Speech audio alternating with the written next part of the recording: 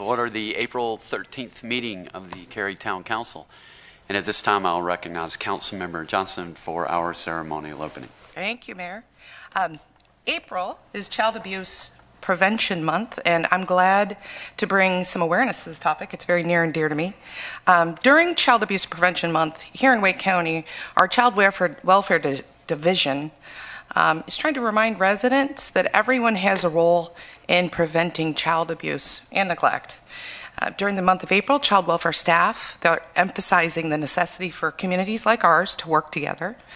We want to promote social and emotional well-being for all children and families through an outreach campaign, and it includes several local events. On April 5th, Town Clerk Jenny Johnson and Deputy Clerk Julie Clifton and I put out commemorative pinwheels, and we delivered a proclamation acknowledging April as Child Abuse Prevention Month in Cary on behalf of the Mayor and Council. We presented it to the staff, and they're amazing, at Western Health and Human Services Center. I'm saying that correctly because that's what it's called. And that's right here at 111 James Jackson Avenue, which I'm sad to say I didn't know until I got there. So I wanted to share that information for those of you that, like me, did not know we have this right here in Cary. You may see the blue pinwheels around Cary. You see it on my lapel pin here. Those pinwheels represent the carefree way a childhood should be. And there is a second pinwheel ceremony at the First Baptist Church in downtown Cary. That's on April 24th at 11 a.m. Love to see some folks join us. And if you're not sure what your first step might be, if you want to be part of the solution to child abuse and child neglect, here's some ideas. Donate money. That's always a really great first step and really necessary. You can also donate your time, which is also incredibly important. There's a lot of organizations that support children and their families. When you need to prevent child abuse, the factors that influence a child's experience really include a lot more than what you typically would think, like tempers and such, right? There's a whole host of social factors that need to be addressed, and anything you can do to support families is a step towards preventing child abuse. You can also volunteer to mentor. You can consider becoming a volunteer guardian ad litem, something that I'm very passionate about, and if anybody ever has any questions, ask me. And perhaps you can, and I'm going to say this 1,000 times while I'm in office, perhaps you can help and be an adult who cares about a teen that's aging out of foster care. That's a community that really needs some support. If you're interested in getting involved, the place to go is Western Health and Human Services Center right here in Cary on James Jackson Avenue, just so that you all remember that. And now let's stand for the Pledge of Allegiance. Pledge allegiance to the flag of the United States of America and to the republic for which it stands, one nation, under God, indivisible, with liberty and justice for all. Thank you, Ms. Johnson, and for all the work you do. Glad to. Thank you.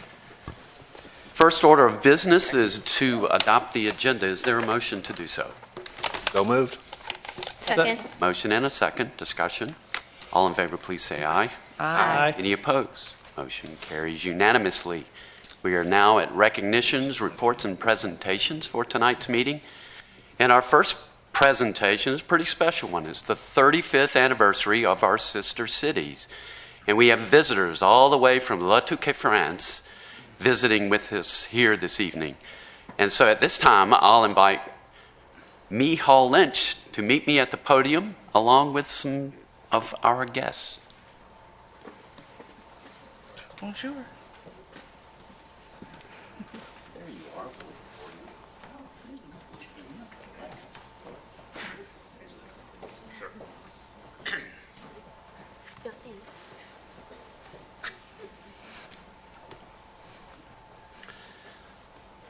Welcome to Cary, North Carolina. We're so glad that you're here. I've been to La Touquet, beautiful place. Love my visit there. I'm glad you're here, and I hope you will enjoy your visit here.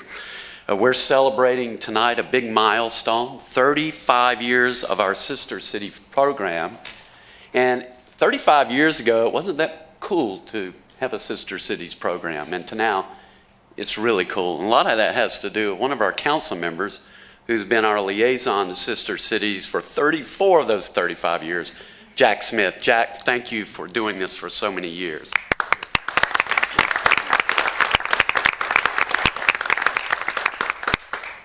In our community, the Sister Cities program promotes cultural exchange and mutual understanding between communities and around the world, and they build relationships. I hosted many students over the years. The first student I hosted from Le Touquet was in the early 2000s, and I think she has children almost your age now. So it's really special, those relationships that are built in the traveling from France to here and vice versa. And I hope you build those relationships while you're here. It's a very special time, not only for you, but for us as well. To Mihal, thank you for you and the board for the volunteers, dedicated service, countless hours, everything that you've done, hosting delegations, promoting cultural exchange. I could go on and on and on. Please do. But I'll run out. In honor of this special occasion, this anniversary, we have a small gift, a small token of our appreciation, hopefully something to remember this occasion by. Thank you. And what we have here is a watercolor of the Sister Cities directional sign, which is right outside of Town Hall campus. So for those watching, streaming or online somewhere, if you want to see this sign for real, it's just outside of Town Hall. So why don't we give everybody a show, Mihal? All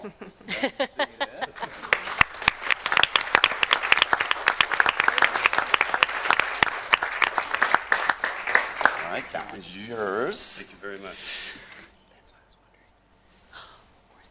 All of our students this year, by the way, these students are training in culinary arts right now. They do multiple things, but while they're here, they're training in culinary arts. I've seen the culinary school in Le Touquet, very impressive. And for the first time, I think it's the first time, they're all located here in Cary, which is very special, and we're very proud of that. So thank you for being here in Cary. So Mihal, it's now time for you to say a few words. Very good, sir. Thank you very much, Mayor. If I may. Thank you so much for acknowledging the 35th anniversary. It means a great deal. I so much appreciate what you said about our efforts. It is a continual effort. We are a small but dedicated board. We are increasing, I would say, in our skills in what we do and in reinventing how we do it. Briefly, Mayor and Council, Cary Sister Cities, on behalf of the town, continually strives to bring meaningful expression to the town's ethos of diversity and inclusion through its participation in the International Sister Cities programme.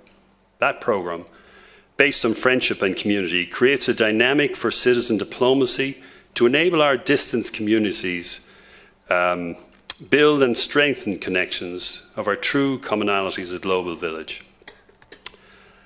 As a poet said, there are no strangers here, only friends who have yet to meet. That quote, of course, is a tribute either to the early 20th century poet, Irish poet, William Butler Yeats, or his good friend, Jack Smith.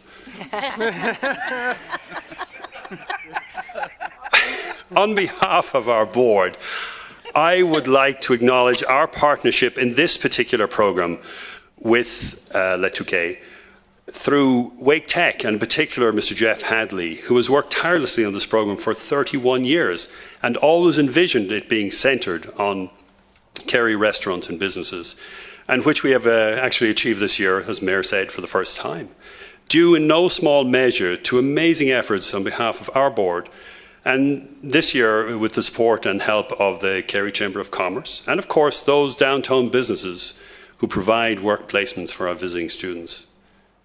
And whilst we at Cary Sister Cities facilitate this and our various other programmes, it is the community involvement that makes real that spirit of friendship and citizen diplomacy.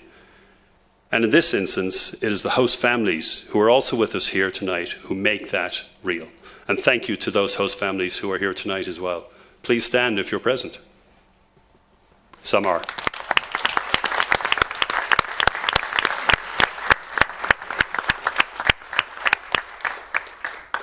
Thank you again, Mayor. And I know our students, with their amazing chaperone, one of my few French words, have something prepared that they're going to present themselves. And at the risk of destroying international relations, I'm going to have a go at some pronunciations of the French students.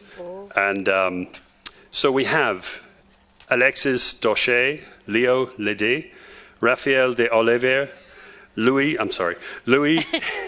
Tisserand, Jade Fameau, Jeanne Leloup, Eve Florentine, Lola, Chorine, Camille Fierce, Florent Comble, and de Bruyne Benoit. And that's all I'm going to say. I would like to hand over to the appointed French students, apologies, to take the mic and say some words. Thank you, Mayor.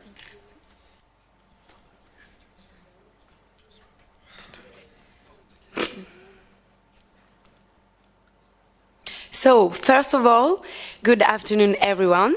So, we are 9 students from the Lycée Hôtelier du Touquet, which is a sister city of Cary. Love story. So we are here for 5 weeks for our internship. We want to thank you for this welcoming in this wonderful city, which was warm and pleasant. A great thanks to the Cary City to welcome us and let us do our internship in your homes. We would like to thank our host family for welcoming us, taking care of us, and let us discover this city full of resources. To finish, thanks to Ken George, Jeff Hadley, Pamela Off, and Michael Lynch for organizing this trip for us. We are very grateful and we are excited to discover even more of your magnificent city. Oh, well done. Thank you.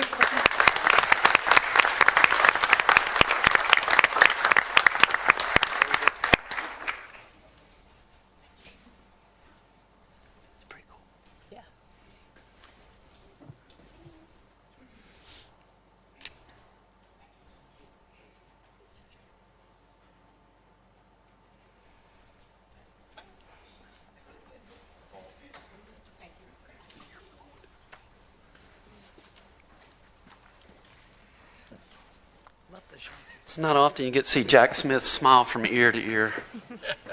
He's loving it. What a great time.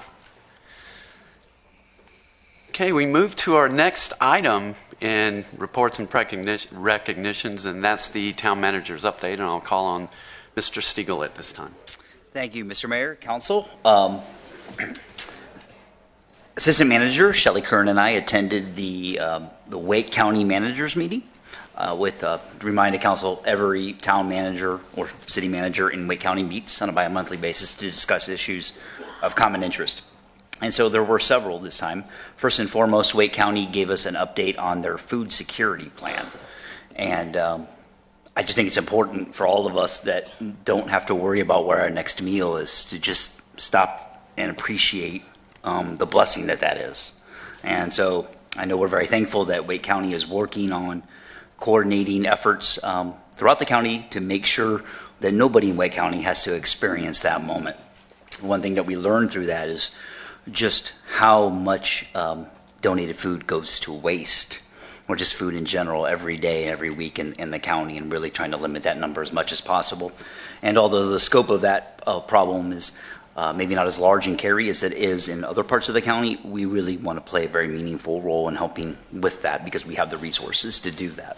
So I pledge the council's support for that. And we have Alyssa Campo-Bowman, who's a relatively new staff member that has a lot of expertise in this, and she's our staff coordinator for that. There's quite a problem, I guess, for the school system in Wake County with the number of fire alarm calls that are related to vaping going on in the high schools.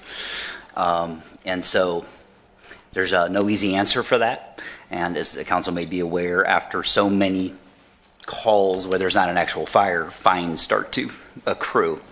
And so the school system is going to be approaching all of the communities asking for some sort of coordinated plan, recognizing that there's no really easy answer here, because if there's a call, we're going to come. So Wish us well on that. The next, Triangle J Council of Government is going through a branding initiative, and they have made the decision to change their name from Triangle J Council of Government to the Central Pines Regional Council. And yeah, so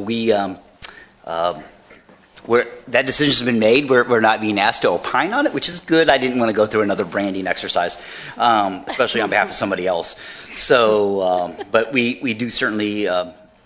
They provided good reasons on the reason to kind of mark themselves a little bit differently. Jennifer plays a key role with Central Pines now, and so we'll be helping them any way we can with that initiative. And then finally, Wake County gave us an update on their 1 year of the non-discrimination ordinance being passed in Wake County, and hasn't been around long enough to truly derive any conclusions from this, but very, very little sustained cases of discrimination occurring in Wake County as far as that system. And so I believe the number was five cases for the entire year for Wake County. Quite a few calls, but the actual cases referred to Campbell University has been 5 for the year. And that concludes my report. Thank you, Mr. Stegall. Thank you. We next go to Public Speaks Out. We've included instructions for speaking at this forum online and on the printed agenda. There were 3 opportunities to participate in Public Speaks Out through written comments, calling in, or attending here in person tonight. And if you are here in person and would like to speak at Public Speaks Out, I would ask that you sit in the rows to my right that are lit right now, the first 2 or 3 rows there. Keep in mind that Public Speaks Out speakers have 3 minutes each for their comments. Speakers may speak on any topic that's not a public hearing, and that's to your benefit, because at a public hearing you get more time. The 3-minute time limit will be enforced. There's a timer on the podium. Starts off with a green light. When 30 seconds remain, it'll turn to a yellow light. And when it flashes red, that means your time has expired, and I will interrupt you at that point, not trying to be rude, but to be fair to all of our speakers. I thank everyone in the audience for respecting that this is a business meeting. Please do not applaud, make remarks from your seat, or anything else that may distract from the meeting. So before I open Public Speaks Out, I have one more report recognition that I failed to do, and that's to recognize Ryan Eads as our appointment to Friends of the Page Walker. And so sorry I skipped that, Ryan. We look forward to your work on that, and look forward to all the information you can bring back to us. Will do. Thank you. All right, getting back to Public Speaks Out, now is the time for Public Speaks Out, and I'll invite our first speaker forward. Thank you. Oh, thank you. Mayor, we had no registered speakers or written comments. Okay. No call-in speakers? No call-in speakers. No online printed? No, there may be some in the audience. So anyone here that would like to speak at Public Speaks Out that is not speaking at a public hearing, now's the time to come forward. Anyone speaking at Public Speaks Out? Seeing no one, we'll move on. And our next item is the consent agenda, which is item 4, if you're following along. For the benefit of people watching our meeting on TV or streaming, I'll take a moment to review the consent agenda items. Keep in mind that one vote approves all of these items. On the consent agenda, we have 22 REZ 26, which is 4224 and 4300 Green Level West Road, and Statement of Consistency.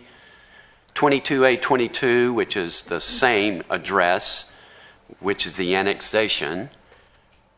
Fiscal year 2023 Wake Med Soccer Maintenance and Repair Field and Site Projection Bid Award.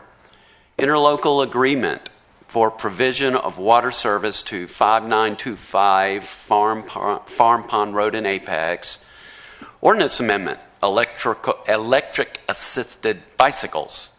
Adjustment to the adopted meeting schedule. So those are the items on the consent agenda, and I would ask if council wanted any of these items pulled for discussion. If not, I would entertain a motion to approve the consent agenda. So moved. There's a motion. Second. And the second. Discussion. All in favor, please say aye. Aye. Aye. Any opposed? Motion carries unanimously, which takes us to public hearings. Our first public hearing is 22 REZ 08. Keep in mind, same rules apply for public hearings that apply for public speaks out, with one exception. You now have 5 minutes each for your comments. And as I mentioned, our first public hearing is the Ariel Center rezoning. Senior Housing and Planner Heather Wheelhead will introduce the item, and council will not take action on this rezoning. Instead, it's going to go to our Planning and Zoning Board for their review and recommendation. It will come back to council at a future date for our decision. Ms. Wheeling. Thank you. And good evening, Mayor and Council. This is a request to rezone 11 properties totaling approximately 75 acres off Airport Boulevard from general commercial conditional use, and office and institutional to office research and development conditional use, with zoning conditions that include limiting development of the site to a maximum of 708 square feet. The assemblage is just west of I-40, about 1.5 miles southwest of RDU. About half of the 75 acres is occupied by 1- and 2-story office buildings. The other half of the assemblage is undeveloped. Cary's GIS maps indicate potential streams on the southern edge of the site. Field determination of such features is required at the time of development plan review. Ariel Center Parkway is currently a 2-lane road without pedestrian or bike facilities. A landscape median exists near the entrance to the office park, and then transitions into a 2-lane street with no median. Ariel Center is designated as a collector with future cross-section of 3 lanes, including curb and gutter, with 5-foot sidewalk on both sides and 14-foot bike lanes in both directions. It is worth noting here that Wake County owns the undeveloped land surrounding this assemblage to the south, and as you saw on the prior slide, it is entirely in floodplain, so a public infrastructure project would likely be required to make that road connection east to Gateway Center Boulevard. There is no current or planned Go Cary transit service in the immediate vicinity of the subject property. However, the Go Triangle routes 100 and 105 are in the area. The Parks, Recreation, and Cultural Resources Master Plan does not propose any parks or greenways within or adjacent to the site. The proposed Aviation Parkway Streetside Trail is located approximately 1 mile southeast of the site, which will ultimately connect to the Crabtree Creek Greenway around Lake Crabtree. The town of Morrisville's Parks, Greenways, and Sidewalks map shows the Stirrup Iron Creek Greenway extending along the stream corridor adjacent to the western side of the site, just beyond Cary's ETJ. This greenway is planned to connect to the future Aviation Parkway Streetside Trail, the proposed extension of the Crabtree Creek Greenway, and to a multi-use trail on Airport Boulevard. Morrisville will be conducting a feasibility study for this section of the Greenway and is coordinating with Cary on anticipated designs, easement needs, and opportunities for connection. The site is currently zoned general commercial conditional use, and office and institutional. The site is located in the Airport Overlay District.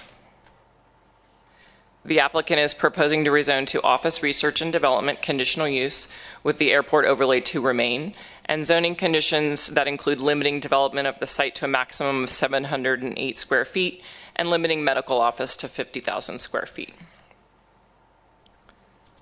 Of the uses normally permitted in the office research and development district, the applicant's proposal prohibits these 35. 18 of these, noted here with an asterisk, including residential and assembly uses, are already prohibited by the airport overlay. Uses remaining then as permitted on this site would include those on this list, such as government office, transportation facility, hotel motel, adult business, research laboratory, and wholesale establishments. The Future Growth Framework map designates the subject site with the Business Industrial Park Development category. The Cary Community Plan defines this designation as traditional suburban office and industrial parks with uses such as offices, research and development facilities, light industrial and manufacturing, and warehousing distribution.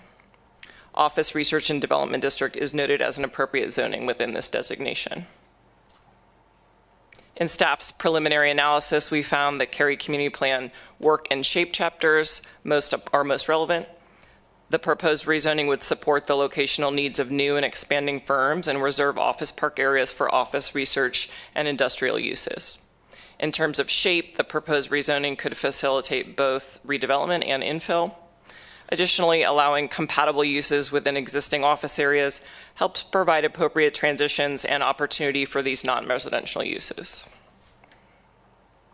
Notice of this public hearing was mailed to property owners within 800 feet of the subject site, and this exceeds the state's and Cary's LDO requirements. We held a neighborhood meeting in conjunction with the applicant on May 4th. There were no citizens in attendance, and since that time, we have not received any calls or emails regarding this case. And that concludes my presentation this evening. Following the applicant's remarks, I will be available to answer any questions. Thank you, Ms. Wieland. And we welcome Mr. Barron to the podium. Good evening, Mayor, members of Council. Jason Barron with Morningstar Law Group. Happy to be here on behalf of Spectrum Properties, who is working towards essentially re-envisioning the uses that are permitted within Ariel Center, primarily for one reason alone. They approached me really at the beginning of the pandemic and expressed an interest in being able to develop more laboratory and life science uses within Ariel Center. That's an area that during the pandemic we saw a significant spike in. As you all are aware, the town of Cary has tremendous assets in terms of Class A office space, as well as kind of traditional suburban office parks. Doesn't have a real collection of opportunity to be able to recruit laboratory and life science businesses. What we determined based upon the existing zoning is that general commercial and O&I really don't fit those uses very well.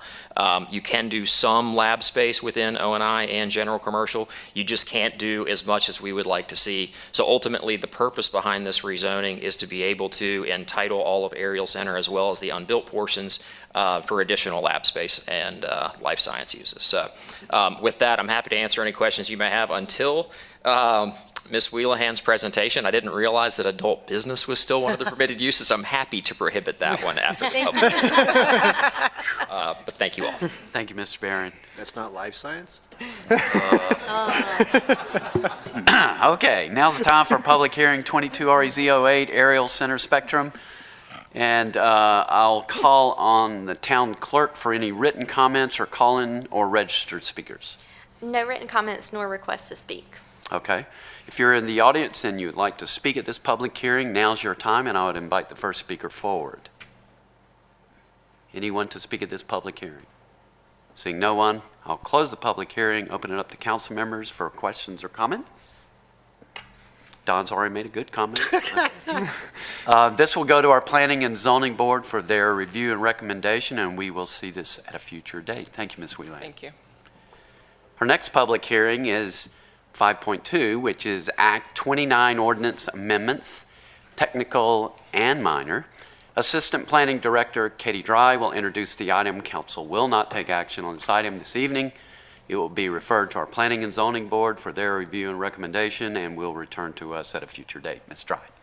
Good evening, Mayor and Council. For your considerations tonight are Act 29 amendments to the Town Code, Land Development Ordinance, and Community Appearance Manual.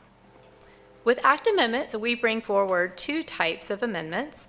Some are implementing policy or plan initiatives, such as the recently adopted Act 25 amendments for stormwater regulations. Others are technical and minor in nature, which are intended to make updates and clarifications without changing town policy or regulatory intent. So the amendments we're proposing tonight with Act 29 are within the technical and minor category in nature, and they do not change any town policy or regulatory intent. So with that, the amendments within Act 29 include a proposal to update the town code regarding Historic Preservation Commission, miscellaneous LDO updates, clarifications, and corrections, and updates to the Community Appearance Manual, all that are minor in nature. And I'll provide a brief overview of each. First, under Town Code, it updates and aligns the description of HPC membership qualifications with the exact wording in the state statutes. It also ratifies text allowing the Town Council in its discretion to appoint an alternate member. Under item B, the first item is to remove references throughout the LDO to obsolete planning and design documents and replace them with references to our most recently adopted documents. This also reinforces that Cary's official zoning map is made up of the base zoning map and the zoning overlay map.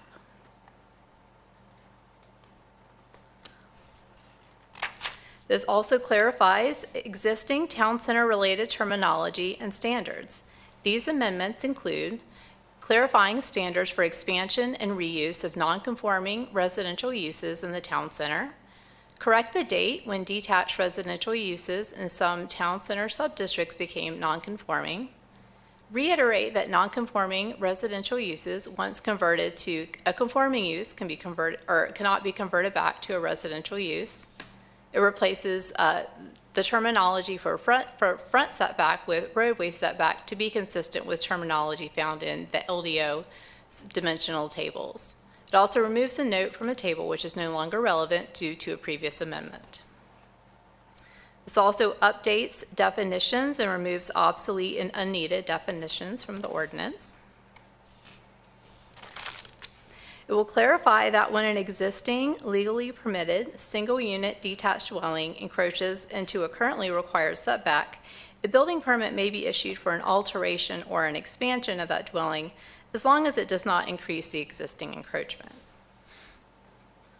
And finally, staff proposes to update or have minor corrections to Cary's Community Appearance Manual to align vegetation documentation requirements with the LDO, resolve text inconsistencies and conflicts, clean up graphics, annotations, and references to other documents, align planting standards for stormwater control measures with state requirements, correct inadvertent errors made with earlier updates, and make minor and text corrections and clarifications.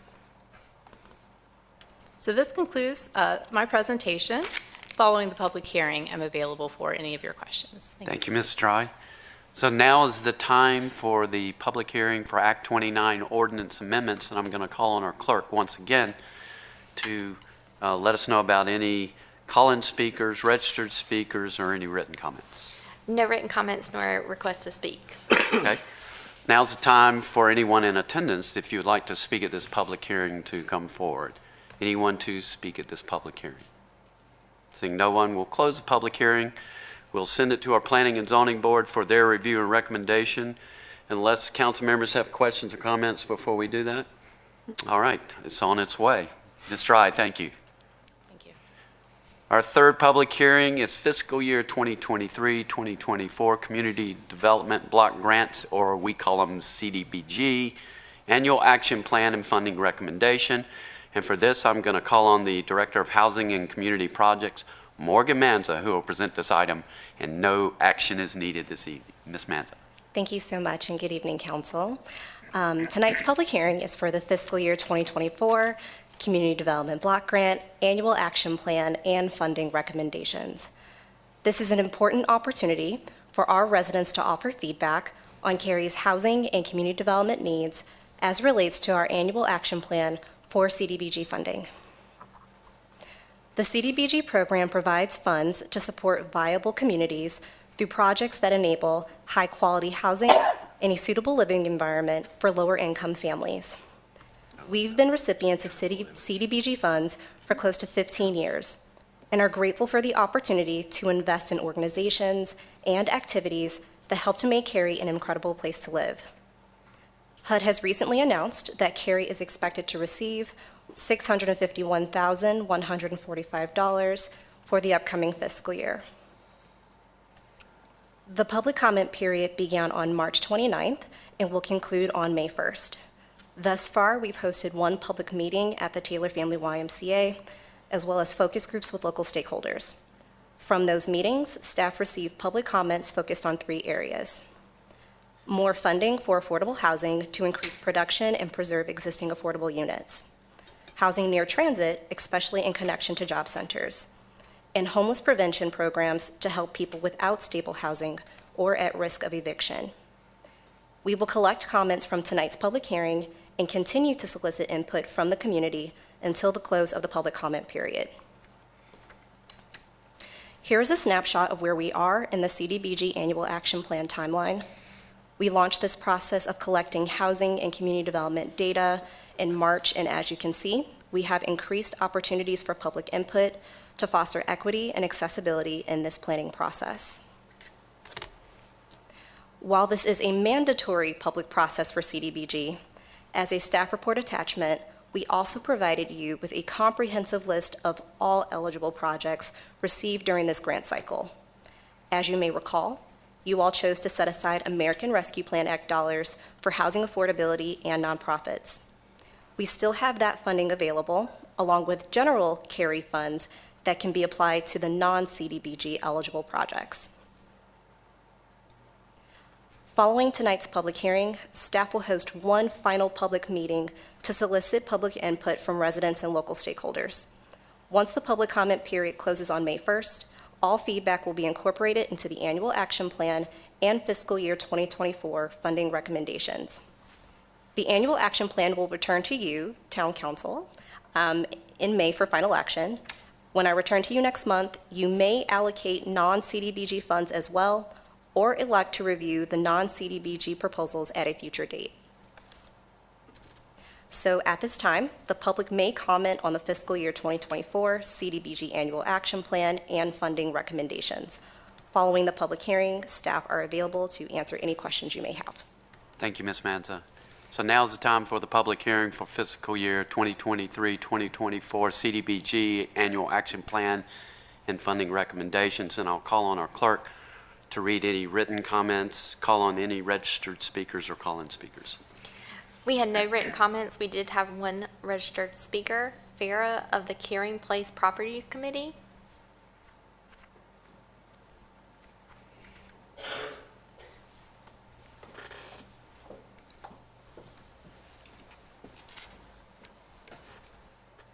Good evening, Mayor and Council.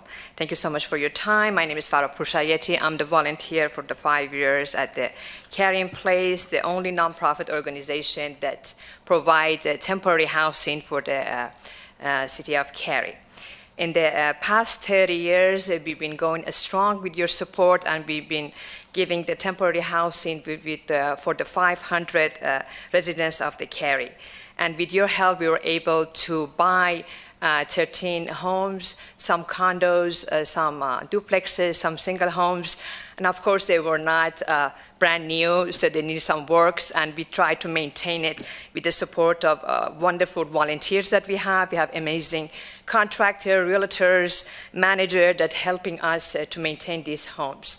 At the Cary Place, we provide 16 weeks of the temporary homes.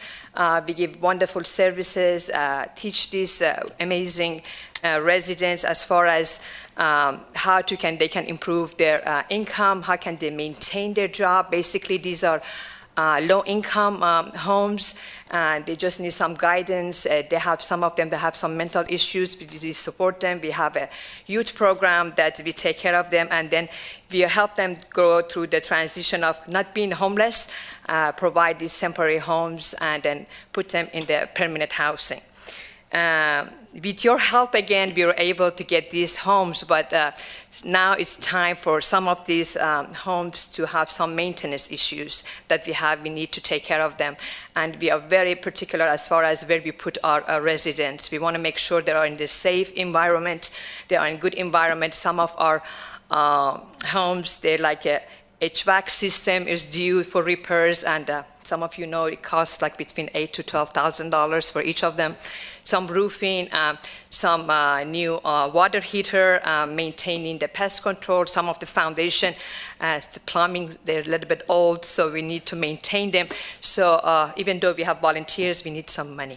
And we did apply for the CDBG for 100 grand, and with your support and approval, we can maintain this mission that is going for 30 years for the Cary. And I just want to say on behalf of the Cary Place, we greatly appreciate your council, your mayor, and the staff for the support that we're doing for our residents. And I think we can go strong, but we need your help, and hopefully we can get approval for the CDBG. Thank you so much. Thank you. No additional speakers. At this time, I would invite anybody in the audience that would like to speak at this public hearing. Anyone at all? Seeing no one, will close the public hearing and open it up to council members for questions or comments. I don't have any. The only comment I would make, and I'd like to thank Morgan for all of her hard work, the $9 million from the 2022 budget for affordable housing with healthy homes, Cary, and all the money we're getting is just amazing, and you're really doing Cary and all of our citizens a great service by helping people stay in their homes. So thank you for that. Thank you. I second that. Anyone else? I had one quick question. Can you tell me how that $651K for 2024 compares to prior years as far as the CDBG grants? Yes, so it is between 650 every year, except for during the pandemic. They provided an additional $1 million due to increased need through the pandemic. Okay, thank you. Any other questions? All right, I'll close this public hearing and we will see this at a future meeting, right? Thank you. All right, thanks, Ms. Manzo. We now move to our next public hearing, 21 REZ 12, Veritas at Green Level Destination Center, PDP. Land Development and Special Projects Manager Rob Wilson will introduce the item. Council will not take action on this rezoning tonight. It will be referred to our Planning and Zoning Board for their review and recommendation, and will return to Council at a future meeting for action. Mr. Wilson.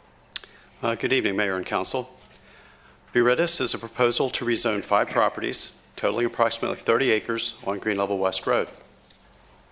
The Veritas site is located on the south side of Green Level West Road between NC 540 to the east and Green Level Church Road to the west.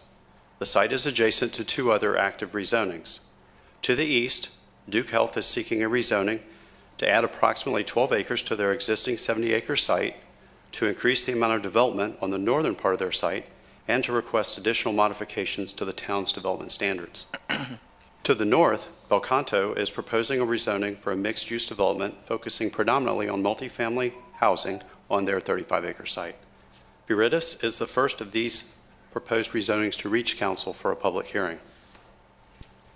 The site is located in the Green Level Special Planning Area, which is broken into 5 sub-areas. Veritas is located in the Green Level Destination Center next to the intersection of Green Level West Road and NC 540.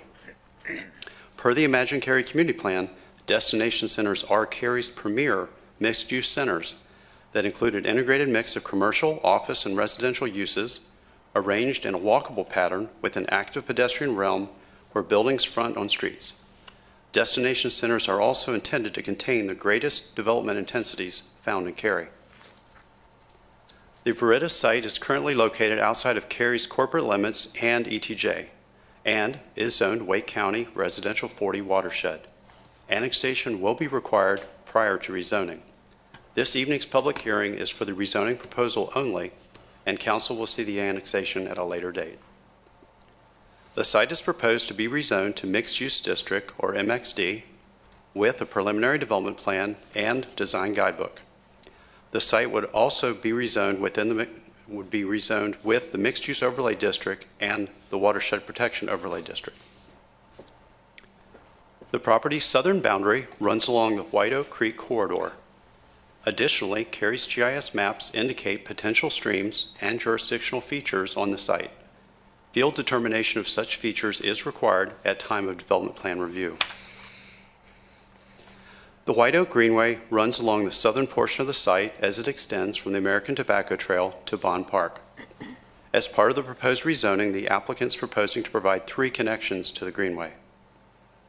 The Parks and Recreation Master Plan also shows a future town park on town-owned land to the south on the other side of White Oak Creek. Green Level West Road is currently a 2-lane road with varying right-of-way. The first phase of the Duke Health site has widened the portion of the corridor closest to NC 540 and has installed sidewalks on the north side of the road. Per Cary's planned roadway widths map, Green Level West will ultimately be a 4-lane thoroughfare with a landscape median. There are currently no fixed route transit facilities in the Green Level Destination Center. The closest fixed route service is currently 1¼ miles away at the intersection of NC 55 and High House Road. While there are no immediate plans for fixed route transit in the vicinity of the subject property, the applicant has included a condition to provide accommodations for transit stops for future service locations at the time of development plan review.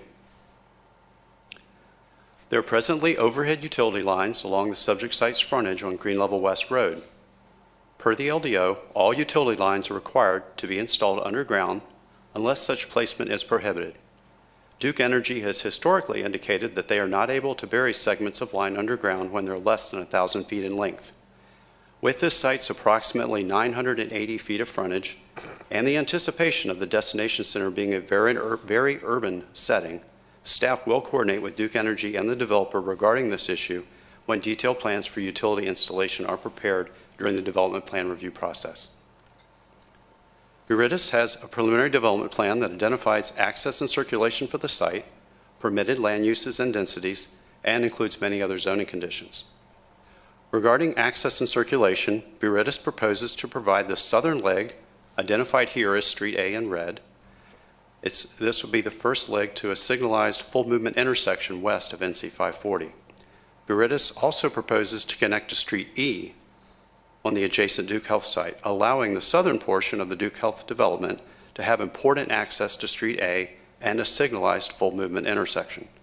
Viridis proposes to provide this connectivity utilizing a roundabout at the intersection of Street A and Street E. Viridis also utilizes Street E to create a grid light network and provide a western stub so that the remaining portion of the Green Level Destination Center that's west of this assemblage may also connect if it redevelops in the future. Viridis proposes for all three of its development pods along Green Level West Road to be mixed use by committing that each pod will include a minimum of 3,000 square feet of commercial uses on the ground floor. Thus, these pods are all shown in purple, representing that they will be vertically integrated mixed use. In addition to the ground floor commercial, the other proposed uses in these pods do transition from only office and institutional uses in Pod 1, next to the adjacent Duke Health site, to only multifamily in Pod 3 to the west. Pod 2 includes the opportunity to do office, residential, and/or a hotel. All of the buildings in Pods 1, 2, and 3 will be 4 to 8 stories tall. Along the southern portion of the site in Pods 4 and 6, Viridis proposes multifamily residential uses with the option to incorporate commercial uses on the ground floor if desired. All of the buildings in these pods will also be 4 to 8 stories tall. Finally, Pod 5 is proposed for public institutional uses such as open space, picnic shelters, gazebos, rec center, green infrastructure, and/or stormwater management facilities. The applicant has made the commitment that there shall be a playground amenity in Pod 5. Any structures in Pod 5 will be a maximum of 1 story tall. We note that an existing cell tower is located in Pod 5, and while there are not plans to remove it at the present time, there is a condition that no additional freestanding towers can be added. Overall, Viridis proposes to include up to 1,300 multifamily dwelling units, a minimum of 120,000 and a maximum of 225,000 square feet of office and institutional, a minimum of 12,000 and a maximum of 20,000 square feet of commercial, and up to 125 hotel rooms. In addition to providing a grid-like layout, Viridis proposes street cross-sections that exceed Cary standards. As illustrated here, Viridis proposes to be Cary's second destination center development to include separated bike and pedestrian facilities for all 3 of its streets that function at a collector street level. This cross-section for Street A shows the street tree median separating the bike lane and sidewalk from vehicular traffic and parallel on-street parking. In addition to exceeding street standards, Viridis is also proposing to include open space and/or community gathering space in a 60-foot wide median along Street E, which runs east to west through the site and connects with Street E on the Duke Health site. Active and passive recreational uses are anticipated in the median, with the option to construct small retail jewel box tenant spaces that may be up to 2 stories with 2,500 square feet in size. Just for comparison, the medians on Fenton Main Street are 50 feet wide. And perhaps a more tangible example here in the council chamber would be the distance from the middle door on the left side of the chamber to the middle door on the right side of the chamber is about 60 feet. The proposed rezoning also includes a 29-page design guidebook. The purpose of the guidebook is to identify design elements that exemplify a high level of quality and appearance and make a commitment to incorporate them in the project. The guidebook uses pictures to convey the caliber of design, overall quality of materials, and the type, character, and relationships of design elements that may be used to create a unique and special sense of place. This tool provides the developer with opportunities for flexibility and creativity while guaranteeing a committed level of design and quality to the town. The design guidebook is intended to be used in lieu of the town's LDO and community appearance manual when determining the architectural standards to which development in Veritas must adhere. Compliance shall be determined at the time of development plan or building permit review. The design guidebook includes a very detailed section on architecture and buildings, with definitions and guidance for several key elements, including creative and recognizable entrances, emphasizing building corners, utilizing balconies to add visual interest, using building facades as backdrops for public spaces, stepping building floors back to reduce massing, high-quality materials, varying colors and textures, fenestration and window treatments, and architectural uplighting. Next is parking. Veritas proposes that all of the parking spaces in the development pods shall be structured. Now, there are provisions for on-surface parking in conjunction with early phases of development, but the proposal makes the commitment that as development builds out, 100% of the parking in the development pods shall be in decks. Thus, at build-out, the only surface parking will be the parallel spaces included in the street cross-sections. In addition to committing that all of the parking in development pods will be structured parking, the rezoning also proposes that a minimum of 50% of all parking structures shall be wrapped with buildings. And in instances where facades of parking structures are not wrapped with buildings, the design guidebook includes a section with specific screening options. The guidebook also includes a section on landscape design that discusses designated areas for annuals, the use of decorative fencing and decorative curbs around landscape beds, and the use of living walls in the development. Finally, the guidebook also includes sections on gathering spaces, open spaces, and creating an active public realm, including elements such as internal park spaces, outdoor seating, activated medians, and event spaces. Speaking of open spaces, the plan proposes a minimum of 4.8 acres of open space. This space is distributed between 2.5 acres in Pod 5, an acre and a half in the median along Street E, and 0.8 acres in the perimeter buffer along the western and southern portions of the site. If the 30-foot streetscape along Green Level West Road were included in this number, it would add another 3/4 of an acre. The PDP also includes 40,000 square feet of community gathering space. In order to ensure that community gathering spaces are dispersed throughout the development and available to everyone, there is a commitment there will be a minimum of 3 such spaces and that a space shall be provided within 300 feet of every primary building entrance. Other zoning conditions included are a condition to provide art at each of the 3 greenway access points, a commitment to incorporate green infrastructure techniques such as bioretention areas, permeable pavement, water harvesting or soil cells into the site stormwater management program, a workforce housing condition reserving 5% of the dwelling units for renters at or below 80% of the area median income for 30 years, and this commitment is for each pod that includes residential. Since a minimum of 3 of the pods will include residential uses, the provided units will be distributed between multiple pods.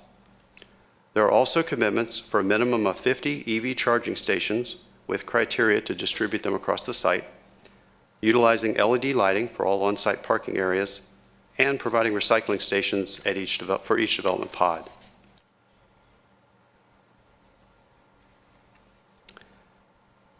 Veritas does propose some alternative standards to the land development ordinance. One such alternative standard has to do with setbacks and streetscapes internal to the development. With all buildings being a minimum of 4 stories, 100% of the parking on development pods being provided in decks, separated bike lanes, street trees, and wider than usual sidewalks, Veritas is seeking to create an urban multimodal environment. To accomplish this goal, the PDP and Design Guidebook proposed to bring buildings up to the street and provide direct engagement with pedestrians. This approach involves removing setbacks and traditional streetscape buffers that push buildings away from pedestrians. In order to create such an active realm, the applicant is proposing to implement a Build-To zone. The Build-To zone will require the front facades of all buildings and parking structures to be located within 15 feet of the proposed right-of-way. Exceptions are only allowed for community gathering and pedestrian areas, hardscape plazas, landscape beds, and architectural notches incorporated into buildings for visual interest. As part of this approach, the development also makes a commitment to additional amenities such as benches, sitting walls, decorative bike racks, street lamps, and signposts, art, outdoor dining, potted plants and/or landscape beds to enhance the appearance and quality of these areas. Another alternative standard requested by Veritas is the ability to have taller retaining walls and stormwater devices if they're decorative and not visible from a street or greenway. The request is to go up to 10 feet in height as compared to the normal maximum of 6 feet. Speaking of 6 feet, Veritas is also proposing that all walls outside of a stormwater facility would have a maximum height of 6 feet and be constructed with a decorative appearance and finish. In instances where more than one wall is needed, a minimum of a 3-foot deep landscape terrace would be provided between walls. There are a total of 8 alternative standards being requested by the Veritas development. The first would allow grading and replanting of the site's Green Level West Road streetscape. The second would decrease the amount of landscape material in the western buffer while increasing the amount of landscaping in the southern buffer. We already discussed the third request to replace internal setbacks and streetscapes with a Build-To zone. The fourth standard would allow up to an 8-foot Duke Energy easement within the Green Level West Road streetscape if the line is placed underground as anticipated. The fifth standard would allow the removal of 2 champion trees that are in necessary street locations. We already discussed 6 and retaining walls. The final 2 alternative standards provide flexibility for ground level retail tenants to have painted signs and an unlimited number of colors on their facades to create diversity and visual interest. In staff's preliminary analysis of the Imagine Cary Community Plan, we found policies in the Live, Work, Shop, Engage, Shape, and Move chapters apply. In regards to the Live chapter, the proposed zoning could expand housing choices for residents by providing a new neighborhood with new options that increase the variety of housing choices in southwestern Cary. The rezoning also includes a workforce housing condition that encourages and supports the provision of affordable dwelling units. Regarding the Work chapter, the rezoning could enhance locational appeal to businesses and workers while also supporting the locational needs of new and expanding firms. Regarding the Shop chapter, the rezoning supports the development of a limited number of destination centers. Regarding the Engage chapter, the rezoning proposes open space, community gathering spaces, and a playground to support a diverse and balanced park and open space system. The proposal also includes 3 connections to the White Oak Greenway, providing citizens with functional and safe access. Regarding the Move chapter, the rezoning proposes a transportation infrastructure that addresses land use context and provides necessary connections to key intersections. The rezoning also proposes multimodal street cross-sections that ensure safety of all users and modes. As far as the Shape chapter, the rezoning proposes to support mixed-use development and includes a design guidebook to preserve and maintain Cary's attractive appearance and quality of development. Since the area is within the Green Level Special Planning Area, though, our primary guidance comes from the detailed recommendations in the Special Planning Area section of the Shape chapter. The Green Level Special Planning Area recommends that the Destination Center area includes office, commercial, and residential uses with a focus on employment-oriented uses. Vertical and horizontal mixing of uses is encouraged in this area with building heights of 4 to 7 stories. Structured parking is encouraged and a highly walkable environment with an active public realm is envisioned. Notice of this public hearing was mailed to property owners within 800 feet of the subject site. This exceeds the state's and Cary's LDO requirements. Public hearing signs were also posted along the site's Green Level West Road frontage. A virtual neighborhood meeting was held on this proposal in August of 2021. 3 residents attended and expressed concern about traffic flowing smoothly during the time when Green Level West Road improvements would be under construction. At the meeting, residents also asked if the existing cell tower would remain on the site. The answer is yes. And if there'd be connections to the Greenway. Also, the answer is yes. Finally, residents were curious about the future development potential for the 5 large lot detached homes that are west of Veritas and are also located in the destination center. Since the neighborhood meeting, we've had a couple of conversations with one nearby resident who was interested in knowing who to contact if they were interested in selling their property for redevelopment. This concludes staff's presentation. The applicant's representative, Jason Barron, is here to address you this evening. Following Mr. Barron's remarks and the public hearing, staff is available for your questions. Thank you, Mr. Wilson.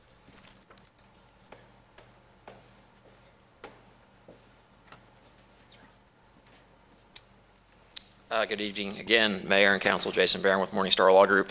Here on behalf of the Halley Companies, the owner of this site as well as the proposed developer. Here with the Halley Companies is Eric Rifkin. Also joining me are folks from McAdams Company who provided planning and engineering associated with this plan.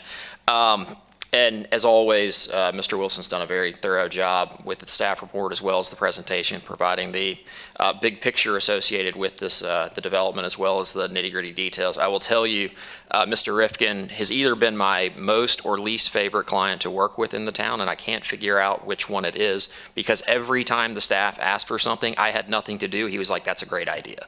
Let's do it. In fact, we submitted this case in June of 21. As you heard, we went to a neighborhood meeting in August of 21. Not a whole lot of neighborhood concern. We went through multiple rounds of preliminary development plan review, and we thought we were gearing up for a public hearing in the spring of 22. That's when the town created the Urban Design Studio and hired Alan Davis. So we went from having 3 pages of comments in our last submittal to 15 pages of comments because Alan is doing a fantastic job on behalf of the town relative to urban design.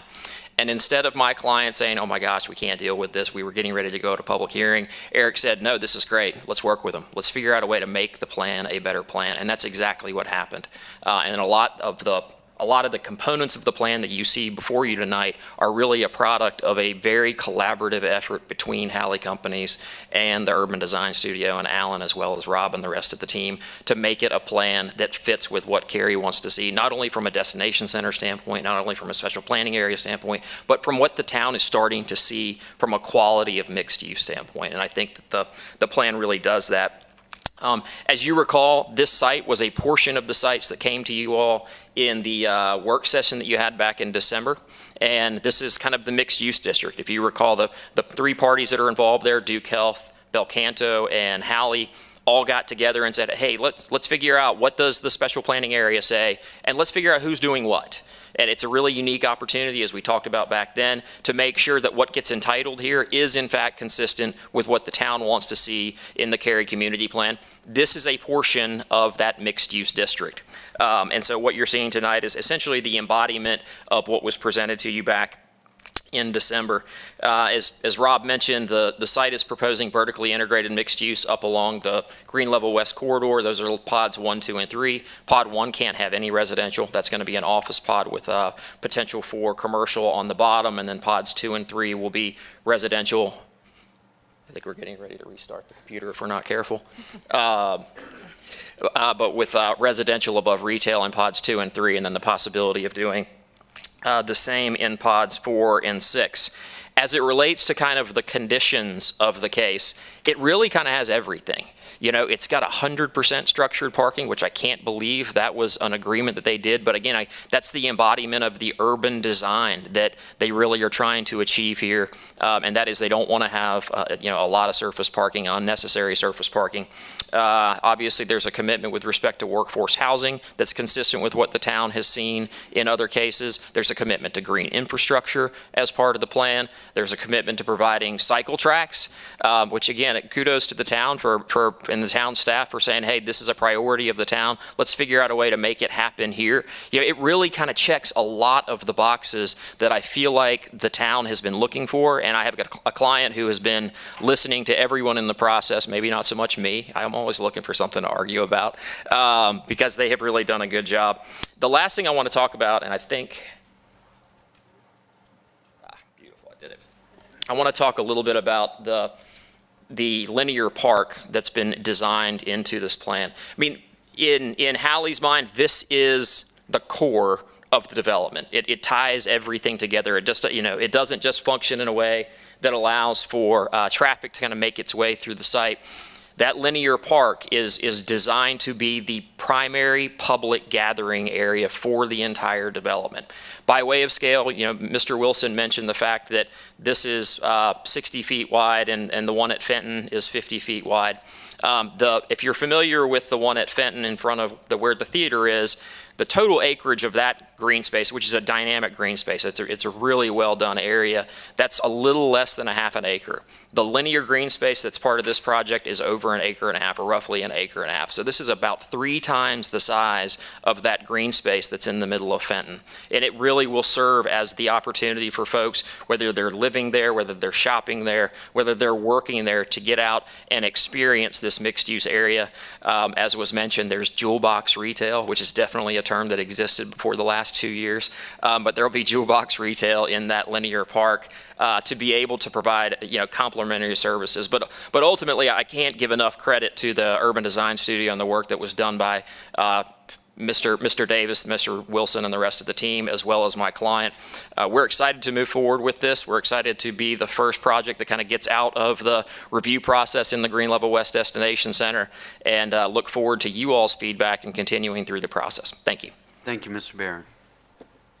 So now's the time for the public hearing for 21 REZ Veritas at Green Level Destination Center PDP, and I'll call on the town clerk to advise us of any call-ins, registered speakers, and previous speakers, or written comments. We had 2 written comments for this public hearing.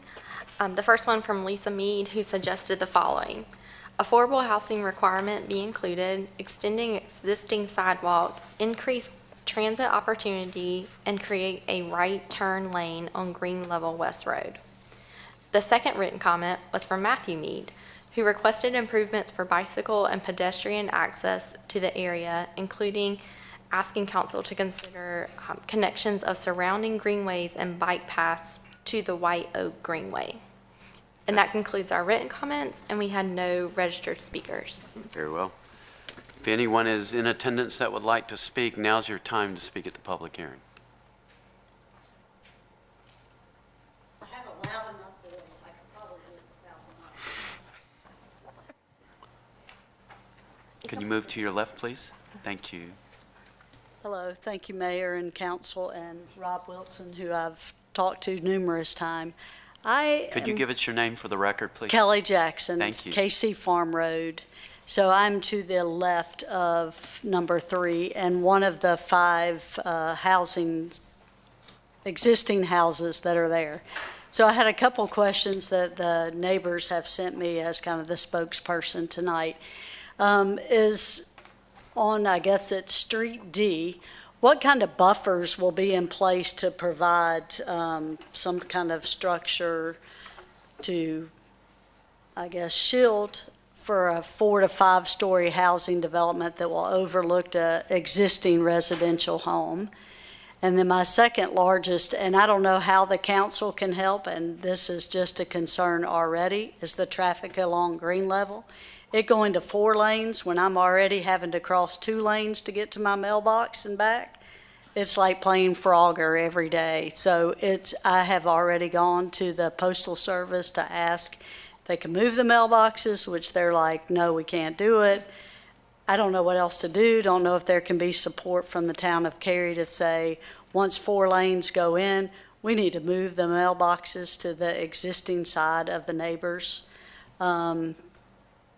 So that's my 2 main concerns. I love growth. I was very supportive of the Greenway, have loved it since it went in, would continue to love kind of some new development, as well as potentially being one of the other 5 for maybe a phase 2. So that's my comments. Thank you, Ms. Jackson. Ms. Jackson, I think Mr. Wilson and or Mr. Barron could answer your first question. Regarding the second question, I have no idea. The Postmaster General is not very responsive to us in the past. I don't know if Mr. Wilson has any comments about that. Oh, Mayor, that's been my experience too. We don't deliver the mail, and we've generally, historically, not been too successful at influencing how the post office chooses to do what it does. So. Before we get further with you, I need to ask and see if there are any more speakers. Absolutely. And close the public hearing, but thank you. Is there anyone else that would like to speak at this public hearing? Seeing no one, we'll close the public hearing or bring back Mr. Wilson and open it up to council members for questions or comments. I have a couple of questions. Sure. Seems to be a discrepancy between the executive summary and what was presented. How many hotel rooms are there proposed? Because the executive summary says 150 and your slides say 125. I believe the correct number is 125. Okay. We'll make sure that we clear up that discrepancy before this comes back to you. 0 to 125. Correct. The max of, right. Right. Also, it mentions a hotel on this property. Didn't we approve a hotel across the street as well for 250? The Duke Health Duke Health. approval does include an allocation for a hotel, and it could be on either the north or the south side of the street. Okay.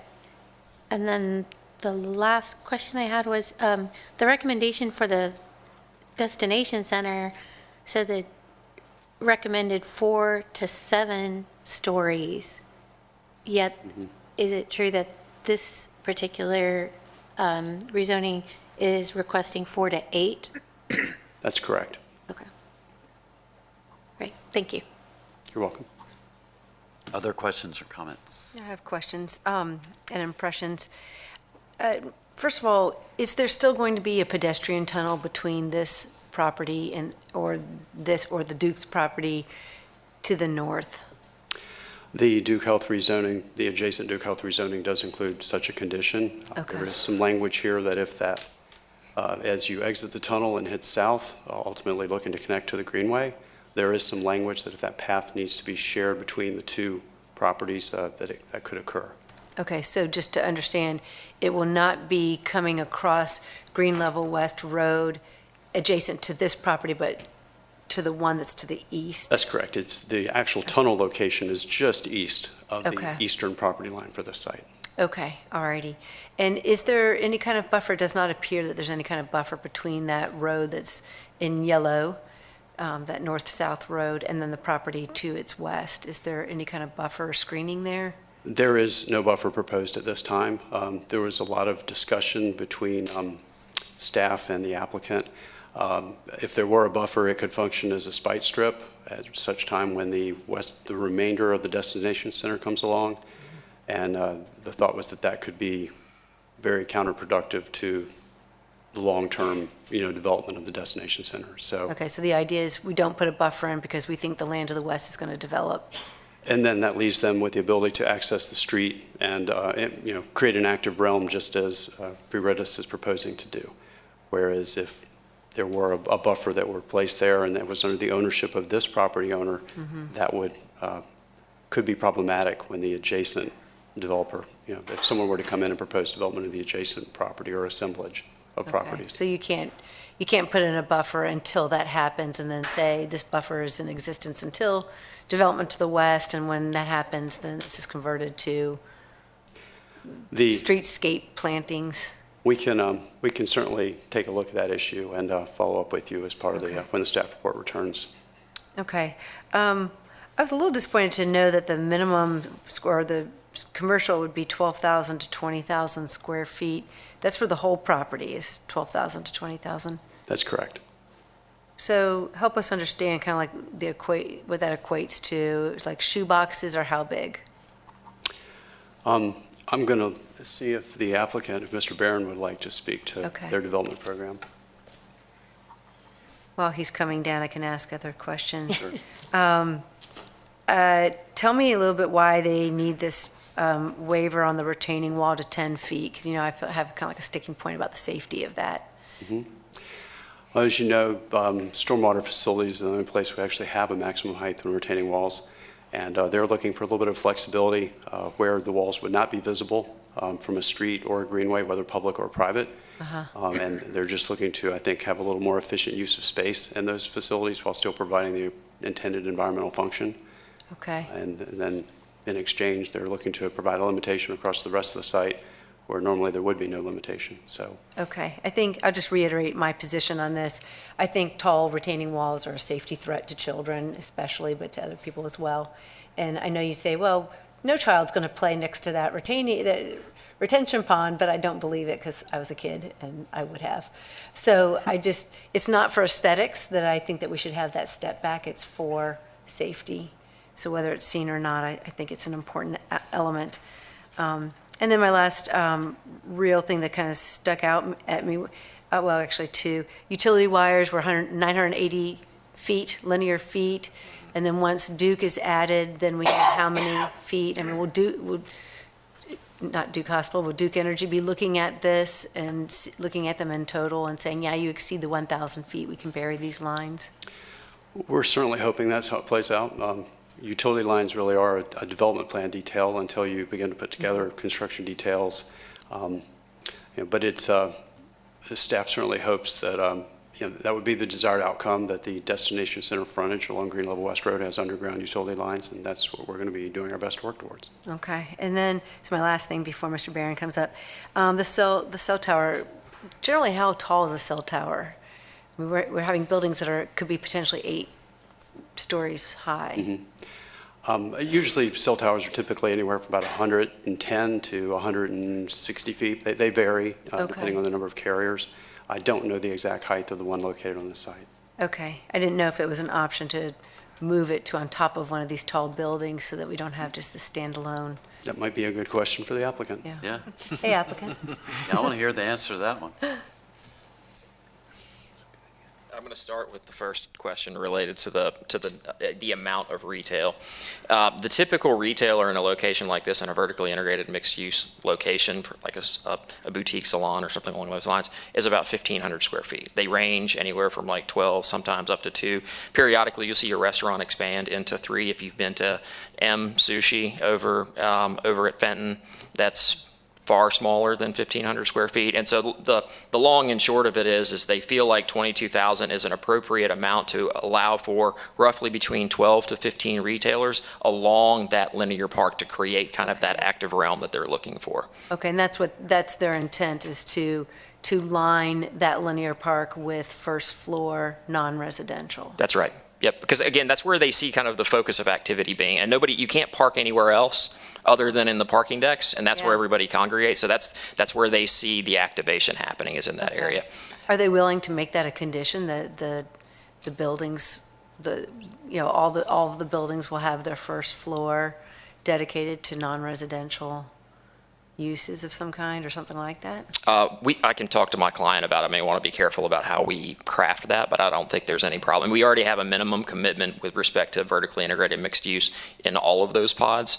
Where those go, I mean, I don't think there's going to be a whole lot of burning desire to put them out on Green Level West Road, because again, there's going to be anywhere for people to park. This just doesn't make a whole lot of sense. But we can talk about that for sure. Okay. And what was the question on the cell tower? Sorry, I was crunching math in my head, which really is a laborious process for me these days. How tall is the cell tower that's there today? I do not know the answer to that. And the follow-up, it sounds like it's taller than an 8-story building. So the follow-up was, can you put it on top of a building? We can certainly get some information on that and include that in the staff report when this comes back to you. Yeah, I don't know the answer to that tonight. I have additional questions about the size. How big is the base? Of the cell tower? Mm-hmm. We don't know anything about the cell tower at all. Yeah. Clearly. So we're going to have to get back. Yeah, I can get back to you. And I'm just going to ask the question, I'm sure I'm not the only one going, is it safe to live right next to a cell tower? Is it? I'm assuming the answer is yes, but I don't want to assume that. So I've worked on enough deals that include cell towers to know that the cell tower companies will tell you that the way cell towers are designed, they're designed to fall straight down on top of themselves. They don't fall over and create harm for folks around them. So in urban settings, this is kind of what you end up with. The cell tower company has a lease.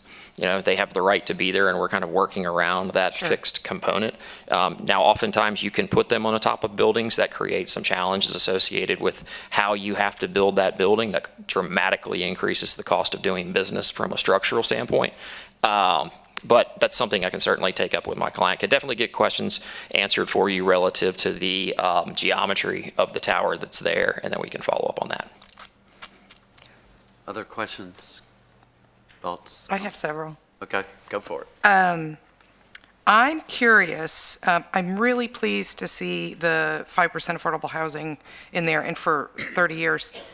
I'm curious, though, about the 80% AMI. I know when I was given a tour and got to talk to the, the Duke representatives and all of the developers considering this entire area, they said that it was really critical that the hospital staff be able to live within proximity of the hospital because that's a really big recruitment challenge. And I'm wondering if the typical allied staff at a hospital makes 80% of our area median income.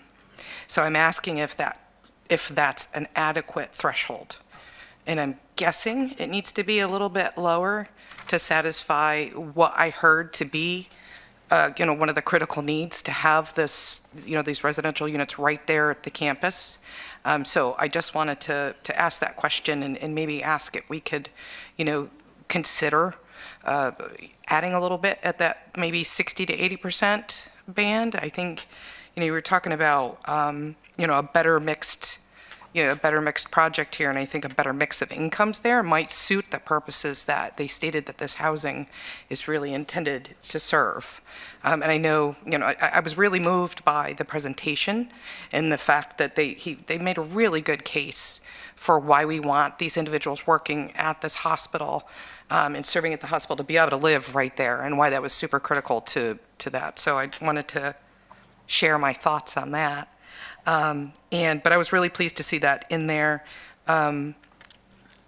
I already asked about the cell tower, but I will say that, I've learned as the council liaison to the Public Art Advisory Board, they can make anything beautiful. So I do say, consider this if you do need to keep that cell tower where it is.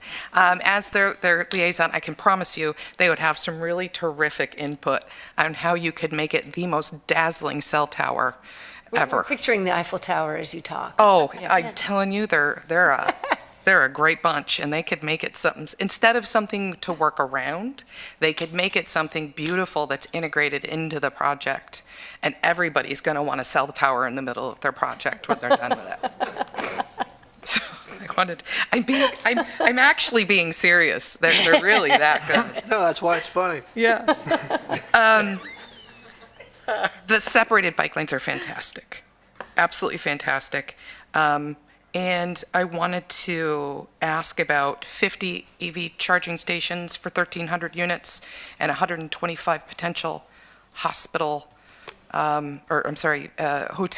occupants. That seems like a lot of fights over EV chargers to me. And I don't know if that's, maybe I'm just, I've been reading a lot about how we're going to try to move quite quickly away from gas-powered cars being sold as new, and I just wanted to, suggest that we consider maybe even just pre-wiring the deck to make it easier to add, and if that was, also included as something where it's just going to be, I think everybody's going to be happy they did it if it's done. Or running conduit. Yeah, that's the word. I say wire. Jennifer knows the right words, running. And I do want to ask a clarification about Pod 3. Is there currently residential directly to what I believe is the west of that? I know Ms. Jackson said she lives nearby. I'm assuming it's the same side of the road? I'm making an assumption there. Yes. Okay, so is there a planned buffer there? There's a buffer is not proposed along the yellow street that you see here, but there is a buffer along the building that would be on Pod 4. In Pod 4, okay. And why? Explain to me why no buffer in 3. That's the west boundary. So that Street D is readily available for access by the property to the west if it were to redevelop in the future. Okay, but that's currently a residential property. That's correct. I believe there are 5 larger lot detached dwellings that are over there, and they have their own separate access road, which was KC Farm Road, the road that you heard Ms. Jackson speak about. Okay. Well, I would think that with it being currently residential, unless somebody has said we want to sell our home, we might want to accommodate the residential area by putting up a buffer. I would think that. Yeah. We'll certainly look to talk with the applicant and see what options there might be to serve both short-term and long-term goals. And make sure you think about making that cell tower fantastic art, please. I'm hell-bent. Thank you. Other comments? Are we doing impressions now? Is that more Anything you questions? want. Anything you want? Free-for-all. It's a free-for-all. So I want to also thank the applicant because I think this is probably the most complete rezoning that we've received in a really long time. One that hits a lot of our hot buttons, like the environment, and it makes perfect sense. Veritas is Latin for green, so I'm glad green infrastructure is here. And I'm also thrilled, just like you, for 5% of workforce housing as well. And for 30 years, that hits some of our hot buttons as well. Of course, you know, being Lori Bush, I would love to see it 10%, and for 60% to 80% AMI, just like the last couple have been. It seems to be something that we'd all like to see. Another item I would suggest is if there's going to be 50 or whatever that number is for EV chargers, having an electric car as well, it'd be nice if some of the EV chargers are in the parking for the hotel. So just as it's great to have the EV chargers for all the people that live there, it's also great to have it for some of the hotel uses as well. If they're sharing space, that's great, but just think about the people who are driving here but actually not living there but staying in the hotel. The only other feedback I think everybody else already mentioned, I'm pretty impressed with the design guidelines, the jewel boxes. I was just at North Hills, the other side of North Hills this week, and got a sense of what it looks like to have 4 to 7 to 8 to actually 36 floors. And it had a very similar layout to this, and it felt like it could be home. And so I feel that they're really thoughtful, and I'd love to see even more as it moves on. Other comments? Love the collaboration between Bel Canto, Duke, and everyone involved in this. I think that is how this entire area in this center becomes a destination and something that you can tell was thoughtfully designed. And to design, I love design guidebooks. Ever since we started doing this on major projects with Fenton and others, it's fantastic. I mean, you can have pages and pages of words and words and words, but when you show somebody 6 images of what we're looking to accomplish and the designs that we're looking for, that, you know, what is it, picture's worth 1,000 words, it does it. It makes it easier for me to see what we're expecting versus what's being proposed out there. So that is awesome. I think the applicant's commitments to so many things, just it's so much of everything that we're looking for in all of these big projects. You know, the green infrastructure, environmentally conscious design. I would agree with the comments. Maybe 50 EV stations isn't enough, but this is by far the most anybody has come to before us and voluntarily offered. The community gathering, I love the little park strip in the middle. I do believe that is going to be a key gathering area. It's going to be the social place. It's going to be where people are hanging out. It's going to be the fun zone for this project. I actually echo your comments as well regarding the 60 to 80 AMI or something where it's not just 80, but 5% is actually entirely consistent with everything that we've been seeing before us. The last one was 10. Macedonia was 10 because it was entirely senior housing, and then they came back a year or two later, and in order to get to 4 votes was to go 10. We've had 1, 2, 3, 4 come in at 5. We've got 1 in the pipeline at 5 and 2 more at 4. So Macedonia is the only one at 10, which, you know, I'm not saying any of that's good or bad. Maybe 5's not enough, but it's entirely consistent. I share your concern regarding the stormwater, the high walls. I agree. If I'm a kid out there playing around and stuff, heck yeah, that looks fun, you know? If there's so much, but I also understand why they're trying to do it. You know, to avoid having a huge pond, you know, they can kind of compact it, you know, allow for water levels up and down. is there something they can do to help assure us that it's not a safety hazard or something to help keep kids out of it? Love the structured parking. It's just an intelligently designed project. I mean, it's almost like Mr. Barron has been coming to our council meetings for a long time and heard all the things that are important to us. And it's like, wow, I don't know how this happens. But anyways, kudos to you guys and your team. Kudos to you and staff and everyone involved in this. To me, it's exciting. I can appreciate Ms. Jackson's comments regarding the buffer, but this, I hate to say it, but at the same time, I understand why not. I really do. Is the property to the west going to develop anytime soon? Maybe, maybe not. But it will. And you hate for it to become a disjointed project or something because, of well-intentioned, then ended up not being so good. So we also got some good comments from the Meads that submitted written comments, so I hope the applicant, read through those. They're pretty good. I'll leave it at that. Other comments? Yeah, Mr. Wilson, can you please navigate over to slide 75, please? And I will start off by saying that I echo the completeness of this. I really feel like this is a thoroughly thought out and thorough rezoning request. I mean, just about everything's been thought of.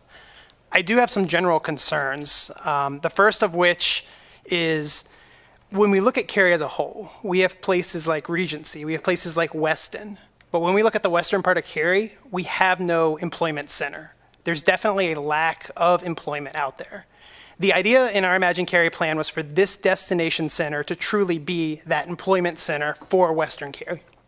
One of my concerns in looking at as what is offered here is I feel like it's under offered on the office and commercial side and potentially over on the residential. What I'd really like to see from the applicant is possibly more of a commitment specifically on office and possibly less on residential. I just don't think that developing the minimum of the 120,000 office is really adequate for what we're looking for in an employment-based destination center. Now, I realize that this is one piece of an overall puzzle, if you will, that there's others coming in that could possibly make up for it, but being as this is the first, you kind of run into that potential of setting somewhat of a precedence, and we might end up with a lacking product of what we could get if we really focus on the office, which I think is really the goal of this destination center. The other thing that really jumps out to me is the buffer to White Oak. I feel like White Oak Greenway is a very unique greenway, for those of you that have seen it, and it's a very ecologically sensitive area. I do commend the applicant that they did raise the buffer from a type B to a type A, which I think is great, but I'm not sold that 20 feet of type A buffer is really adequate of transitioning from this level of intensity to the White Oak area. That's something I would just really want them to possibly look into and see if there's any ways we can increase that buffering to provide more of a transition as we move to White Oak. Now, there is a lot that I will say that the request has going for it. Echoing a lot of the comments here, I really like the inclusion of the green stormwater infrastructure. I think this might be one of the first ones that have actually had some of these facilities, and I think that is great, again, given that you have this White Oak area directly to the south. Really commend the applicant for including that.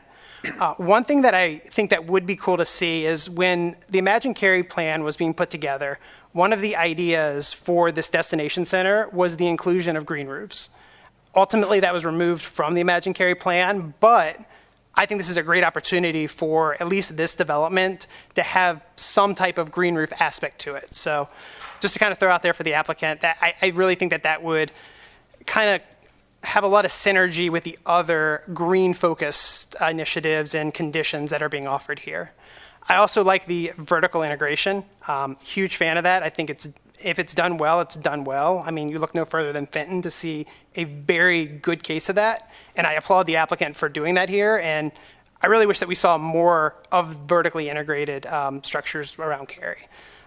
Really looking forward to seeing how that will play out. But overall, again, very thought out, and it's the design book, as was mentioned. I feel like anytime a design book or design guide is included as part of the rezoning, you really get a more architecturally sound product. So again, compliments to the applicant on doing that as well. Other comments, thoughts? I just, you bring up an interesting point about the employment, but also I think this is the seed that will draw that employment. And we do have the other available land. I'm just, presenting that as an observation. So that's it. The land to the north will be residential. So I think that's a very fair point. It is. So that had not occurred to me, but I think that's a very solid point. And I really do like the idea of the green rooftops or activated rooftops. It's something that we've talked a lot about. I've never heard that. I know. But I was surprised you didn't bring Ryan brought it up. I thought I would just second. I was expecting. I was expecting it. Yeah, I was letting, that's your thing to bring up, so. Well, he brought it up this time. Yeah, good job. Any other comments, questions? Yeah. I'll just add my feeling toward the AMI. As they were speaking, I was thinking an RN might be able to do 80% AMI, but not an LPN or any of the other staff that works at the hospital. I'm like, so they're driving in from somewhere else, and I don't think that was the intention. So anyway, talk to your applicant about that. If we could lower that, I think that would be a big difference. So thanks for bringing that up, Carissa. Sure. I didn't really register that strongly until you said it. And the only other thing I would ask Mr. Wilson or Mr. Stiegel, the concern about the post office is legitimate. I know the exercise might be futile, but can we at least try to see? Well, I like to think I don't want to send the message to the post office. We think they care about citizens having to cross. We're going 4 on lanes. record. We know they care. Yeah, I don't want. I mean, they have no incentive if we assume that they're doing worst. nothing. And I really believe that while we have no direct authority over it, that Rob's good at this kind of stuff. Go Rob. And I think that we'll be able to identify a sympathetic ear that will help us with this. Okay. That may also help them. Yeah. Yeah. I mean, it's one thing to cross a relatively kind of-ish rural 2-lane to 4. So, but again, I'm not making any promises other than we will do everything we can to help you. Yeah, I knew I was on shaky ground with that one. But, we'll do everything we can to help you with the post office. And All right. This rezoning proposal will go to our Planning and Zoning Board. If you have questions or concerns during that time, Mr. Wilson will be able to answer those. I'm sure Mr. Barron will work with you too. He has a great track record of working through a rezoning. And if you want to speak to council again, you can come to every single council meeting and speak, whether it's a public hearing or public speaks out. You have that opportunity. And of course, we're always available with emails and other ways of communication. So we invite you to come back if you'd like to come back and speak. And if you have any questions, we want to make sure we get those answers for you. Mr. Wilson, thank you for a thorough report. Really appreciate it. That was the last of our public hearings. We have no discussion items, no closed session. We are adjourned. Thank you. Yeah.